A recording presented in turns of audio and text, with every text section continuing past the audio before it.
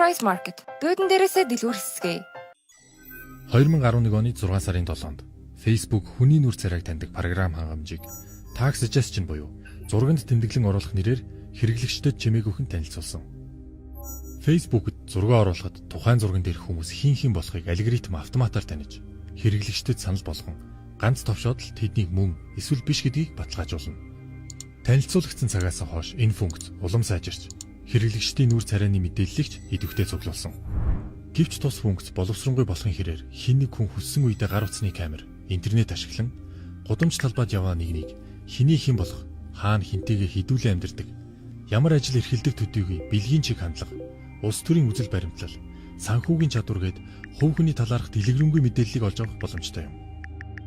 Тус програм гарснаас хойш Facebook-д ойролцоогоор 400 тэрбум зураг цуглараад байгаа бөгөөд сар бүр 15 орчим тэрбум зураг нийт хэрэглэгчдээс шинээр ирдэг. 4 болон түүнээс дээш мегапикселтэй камер байхад л хүний царайг бүрэн таних чадвартай энэ функцийн баталгаа ухаалаг утасны хувьд 96-аас 97% бөгөөд хэрэглэгчдээс зураг ирэх бүрд улам сайжирсаар байна. Viewdle компани инженерүүдийн хэлж буйгаар тэдний алгоритм ямар ч хүний царайг танихын тулд 2-оос 3 зураг хангалттай бөгөөд зургуудыг ашиглан хүний царайг харуулсан файлыг хамгийн ихдээ 400 кБ хэмжээтэйгээр ойролцоогоор 3 секундын дотор үүсгэдэг. Apple, Google, VideoSurf, RIM, Qualcomm, Best Buy, Украины Viewdle, Шведийн Polarose, Оросын Yandex, Израилийн Facecom, Германы Cognitech гээд энэ технологид том боломж гарч хөгжүүлэлтэд нь хэмжээний хөрөнгө оруулалт хийсэн байгууллагуудын жагсаалт маш урт. Одоогоор дээрх байгууллагуудын энэхүү технологид хийсэн хөрөнгө оруулалт нь олон нийтэд ил өгсөн мэдээлэлээс харахад ойролцоогоор 10 тэрбум $10 давсан байна.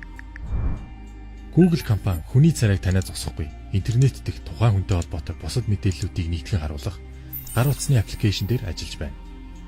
Үүний хүрээнд тус компани 2 патент эзэмшиж байгаа бөгөөд эхнийх нь 2010 оны 4-р сард бүртгүүлжээ. VideoSurf компани програм хангамж дүрс бичлэгээс хүний царайг таних чадвартай төдийгүй үүнд гар утсаараа 2-оос 4 секунд бичлэг хийхдээ 97% магадaltaй таних аж. Бидний зургийг цуглуулж буй эдгээр компаниуд, хувийн байгууллагууд бөгөөд Монгол улсад бус хууль эрх зүйн огт өөр бүс нутагт байршилтай.